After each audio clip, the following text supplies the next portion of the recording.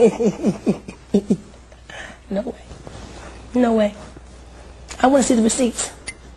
Hey y'all, my name is Sydney and welcome back to Planet Sid. Today we are going to be discussing grief and dysfunctional families in relation to the screenplay August Osage County. Dysfunctional families on screen is nothing new, especially to just the average person as well. A good majority of people who are watching this, or just people in general, they come from or they know someone who has come from a dysfunctional family of some sort, or they've experienced some kind of trauma in their childhood, and maybe that displays in their character or their everyday lives today, or maybe they're just trying to unlearn some habits. I can speak for myself. I know that has happened to me. I don't have the best family dynamics back at home, but I'm currently trying to unlearn that and learn better habits in ways to express my emotions that aren't harmful to others. And grief is something that practically everyone experiences in some shape or form. I feel like this movie is relatable to just about anybody if you haven't experienced anything like this personally, even if it isn't on the magnitude, because there are some pretty harsh, traumatic themes that they explore throughout this movie. Grief and dysfunctional families is something that just about anybody can relate to, or they know somebody who can. So I think that this is a really good movie. If you guys haven't checked it out, you guys should. But just to do a quick rundown and summary of what happens in the movie, it was originally actually a stage play and it was converted into a movie back in 2013, I believe. Violet, who is played by Meryl Streep, she is the matriarch of the family. She currently has cancer and she has an addiction to painkillers. She calls her 3 daughters back and the rest of her family as well back to their hometown, a small town in Oklahoma, when she sees that her husband Beverly has gone missing, and he is a retired poet, and we come to find out that he also was a recovering alcoholic. And so they all come back and she has 3 daughters, Ivy, Barbara, and Karen. Ivy has stayed close to home because she is her mother's caretaker, whereas Barbara and Karen have gone away and they each have their own spouses, and Barbara does have a child. And Barbara is the oldest. She is having some marital issues with her husband, and so that is manifesting in ways with her daughter, and it's affecting her relationship that she has with her daughter Jean, who is kind of having a rebellious streak, most likely due to the trauma of her parents separating. And Karen seems very in denial, and she's very humorous.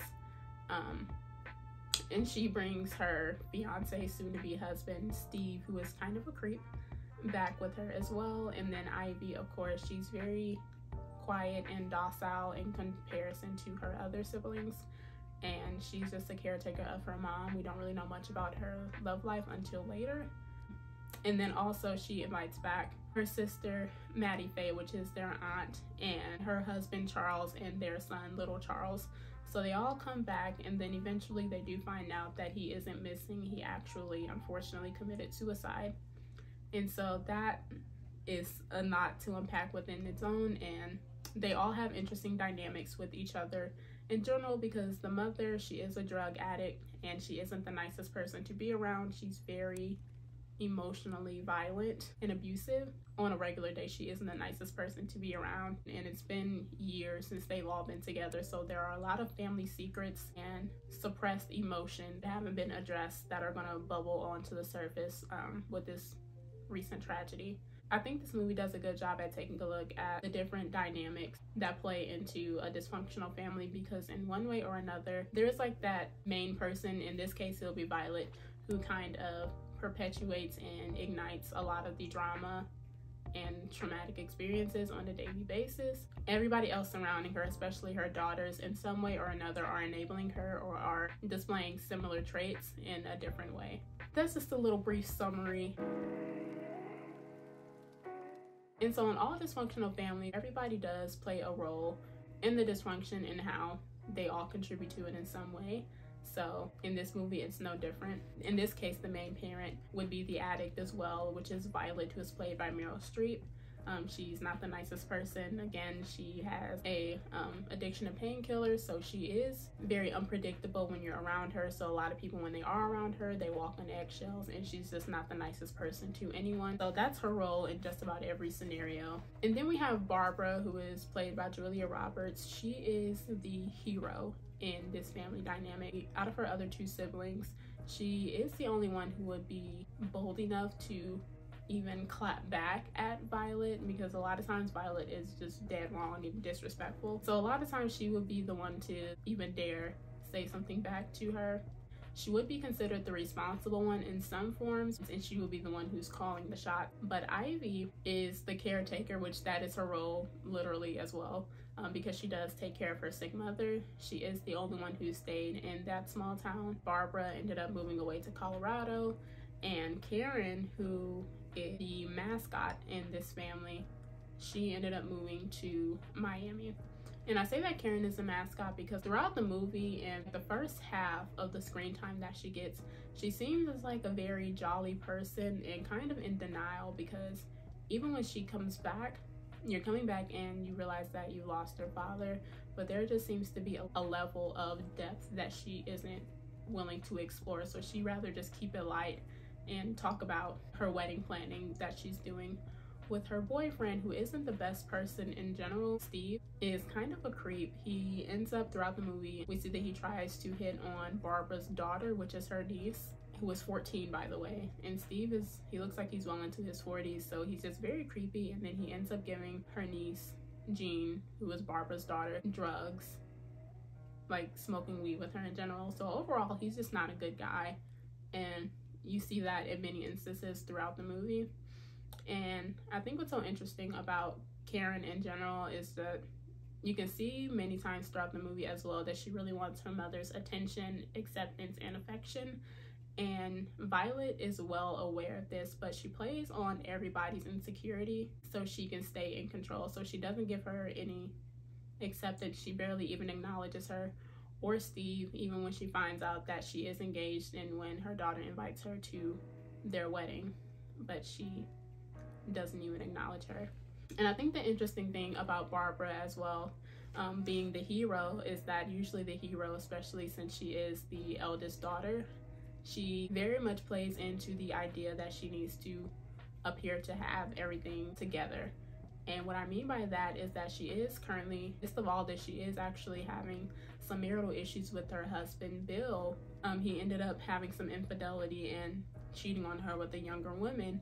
So that's causing a lot of issues, and you can see that she has a lot of resentment towards him that has, in a way, made her into a rightfully so, like, angry person. But she's kind of taking it out on everyone around her. And it is also affecting her relationship with her daughter, Jean, as well. And so that's why she is rebelling. She's not as extreme, but you can see that she's on the path to becoming like her mother, Violet.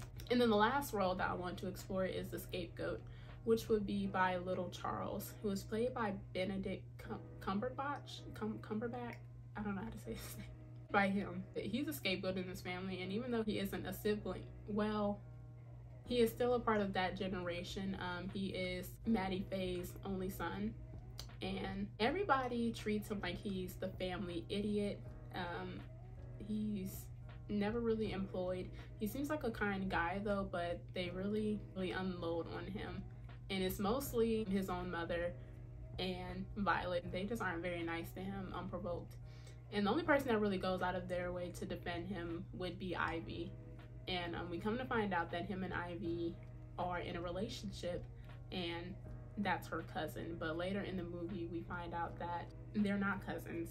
They're brother and sister, because Maddie Faye ended up getting pregnant by Beverly, which is Violet's late husband, and never told anyone. So everybody's playing these roles, and they all seem like adult people until they are all back together. I think that the best scene that showcases each of them playing these roles would be the dinner scene. In the dinner scene, as soon as she enters in, she sits down and she says that all the men need to put on their suit jackets. You better put it on the plate. I thought we were having a funeral dinner, not a cockfight. feel like that was her first way of kind of establishing dominance. They sit back down and everybody's about to eat, and Violet says that somebody Should probably say grace. So she volunteers her eldest daughter, Barbara. Barbara then volunteers Charles, who is Maddie Faye's husband and their uncle. You can see already one by one, she's kind of picking at everybody's insecurities and picking a fight with literally everybody, and it just keeps on getting worse. Violet starts up again. She starts to talk about some of the furniture in the home, and she starts to offer a sideboard to her eldest daughter, Barbara. Barb, you have any use for that sideboard? Pretty. No. Maybe Ivy will take it. I had something like that, remember? Here. It's really Want pretty. to have brand new? Karen, who is the mascot, is saying, oh, it's so pretty, it's beautiful. So she's insinuating that she would like the sideboard, but Violet does not acknowledge her at all. Violet then goes on to offer that same sideboard to Ivy, and Ivy declines it. She says that she already has something that's similar to it, and in the midst of all this again, Karen is still saying, oh, that's beautiful. Like, the mascot's still trying to get Violet's attention and acknowledgement, and Violet does not even look her way. Violet then starts to talk about how Beverly, her late husband, was an alcoholic, and she just starts to tell pretty embarrassing stories about him in poor taste, and it does get a little uncomfortable. And then Barb obviously gets annoyed. She's like, why would you say that? And then so Steve tries to lighten the mood and redirect the attention somewhere else. But that backfired on him, because Violet then asked, Who are you? And that's another dig at Karen as well.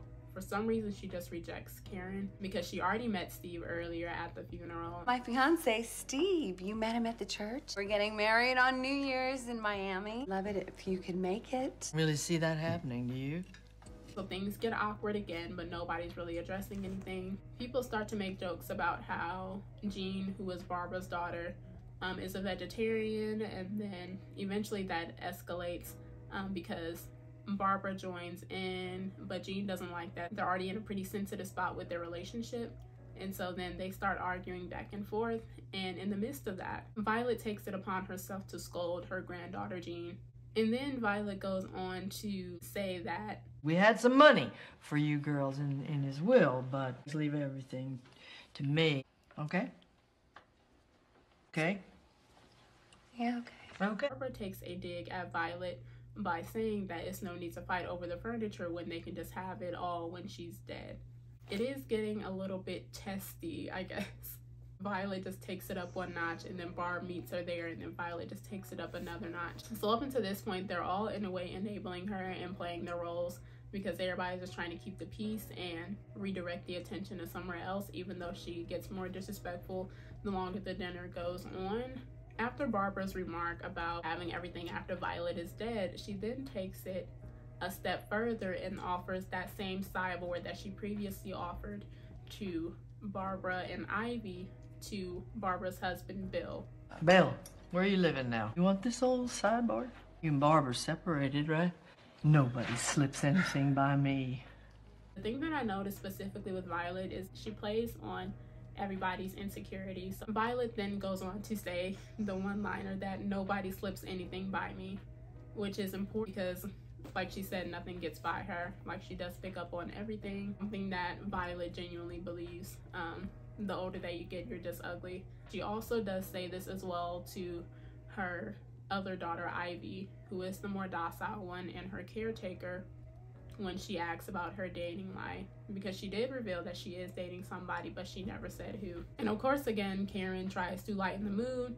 Believes women don't grow more attractive with age. I said they get ugly. You've only just started to prove it yourself. So she basically has called all three of her daughters ugly in front of everybody, in front of their spouses and in front of their children. And then she goes on to a long rant about how she's just telling the truth and how nobody wants to tell the truth around her. You know, she just keeps it real, which is something that a lot of abusers or narcissists do in the family. They say very disrespectful things that they know will hurt you. And when you get angry, they start to gaslight you and tell you that you just can't handle the truth, when there was no reason to say that, let alone to your own child. Their uncle starts to get visibly annoyed And then at this point, Violet then becomes emotional and she starts to talk about how she's just a truth teller and how hard of a childhood that she's had, and she can't believe that people are talking to her like this. And she does also invoke her sister's trauma as well, who was sitting next to her. Somehow that would justify her acting in the way that she is now, which it doesn't.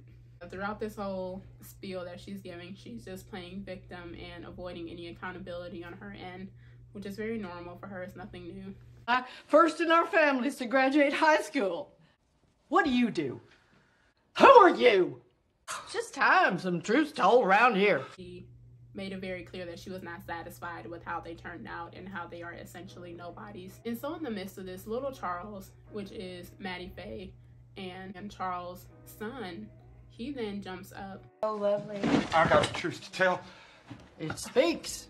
Charles, not like this, please. Scintillating. I gave up a long time ago. Charles.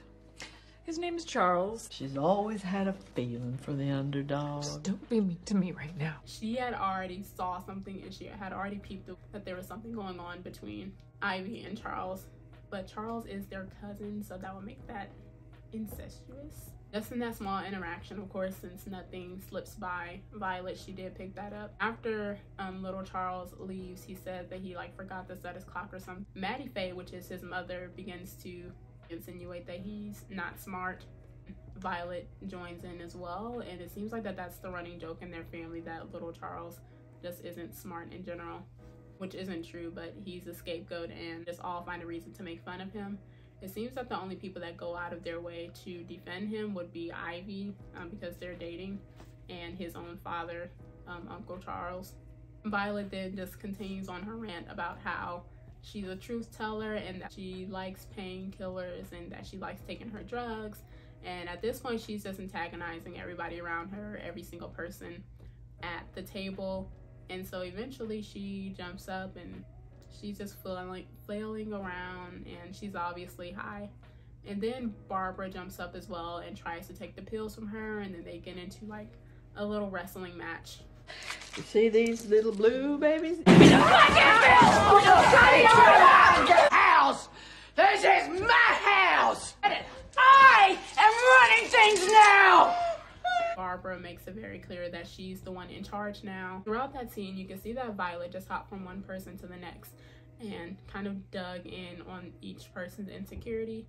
And whenever somebody would get on her, she would either change the direction to another person and start to dig in on them and their insecurity, or she would start to play the victim as well. And then nobody ever really addressed the issue head on, or any of the issues, because there were so many family secrets and blatantly disrespectful things that Violet had did, but nobody ever really addressed it. They just expressed their annoyance. Leading into the topic of emotional avoidance.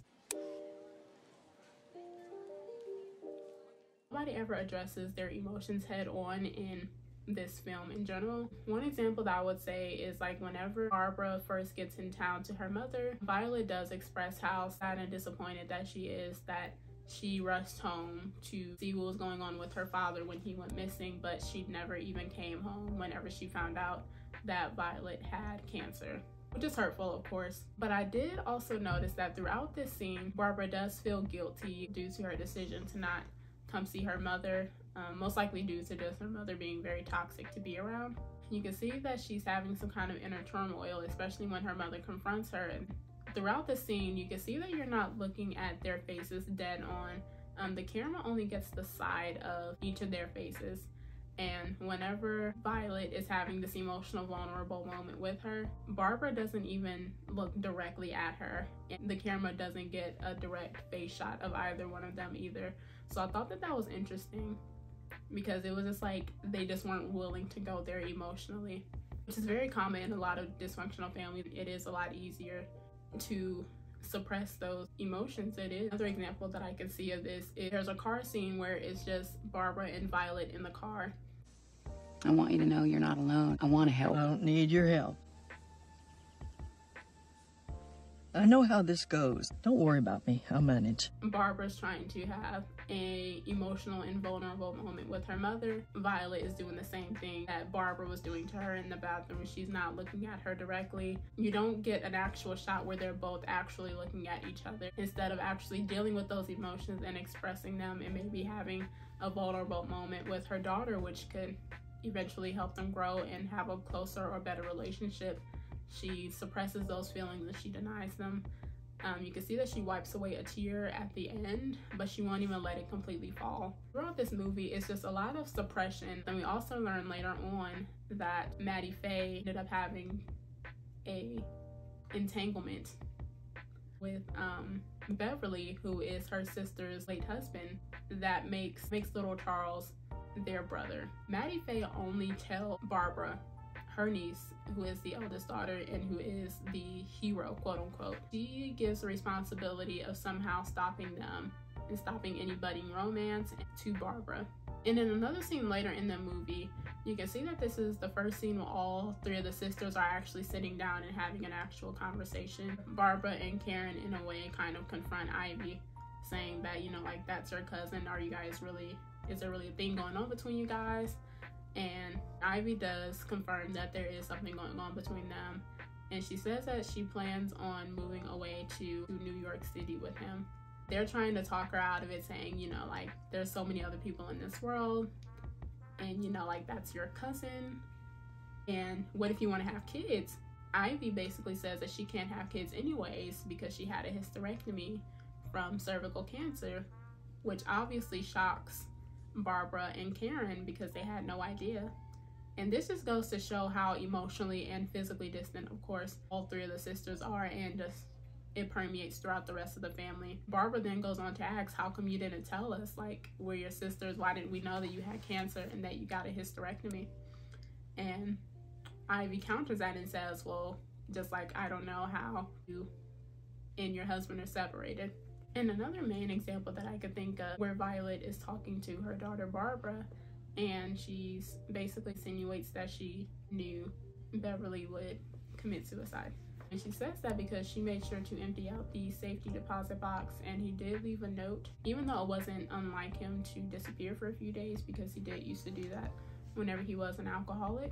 It was eventually revealed that throughout the movie that she had suspicions that that was what he was going to do. And you can see that she feels some kind of guilt over it, but in a way she won't even allow herself to feel those emotions. And so she just made sure that she had herself taken care of. You can get an insight into Beverly's headspace and the state of mind that he was in, because at the very beginning he recites, "Here we go round the prickly pear." It's actually from the poem The Hollow Man, and he gives the book to the housekeeper Joanna. Just in reference, if you were to look up like what that poem specifically means, and more specifically, that line in the poem is basically just talking about the in-between parts of life and death where you feel just in a way numb. And so it is kind of depressing. So that was a state of mind that he was in before the end of it for him. A huge example of emotional avoidance, specifically in this family, was when Violet, Ivy, and Barbara. So there is a point, because of course nothing gets past Violet. She was aware this whole time little Charles was their brother and not their cousin, so that would make Ivy and little Charles brother and sister and not cousins as well. Violet then says, "I know that he's your brother," which of course crushes Ivy. And instead of dealing with that and just the magnitude of those emotions, Ivy drives off, and it's assumed that she still goes to New York with little Charles, even though little Charles isn't aware that that's his sister.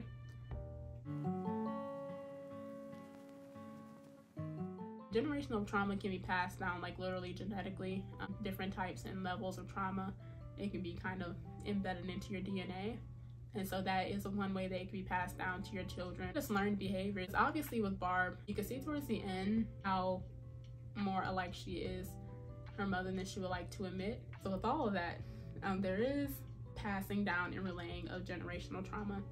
And generational trauma can be relayed in many different ways. Barbara is following in her mother's footsteps. By the end of the movie, she's alone and her mother is alone too, because everybody else has left one by one. And you can tell that Barbara in general is just very angry and bitter, but they don't actually resolve any of their issues. Ivy's aware that she's in a relationship with her brother and not her cousin. Karen is aware that she's about to marry a predator.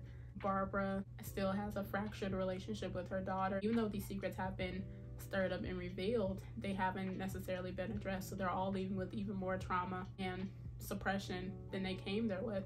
And I think the interesting thing about this is that they're all adults, and Barbara's refusal to address and deal with her trauma is obviously manifesting already in her child. So you can see how the cycle is just going to continue and continue until somebody takes it upon themselves. There is an upside to doing the work because you are directly investing in yourself and your mental health. And that could just be through therapy or journaling or I don't know, whatever. But yeah, I hope you guys enjoyed this video. I hope you guys feel safe and seen wherever you are, and I hope you guys are finding joy and fulfillment when you're doing your self-expression.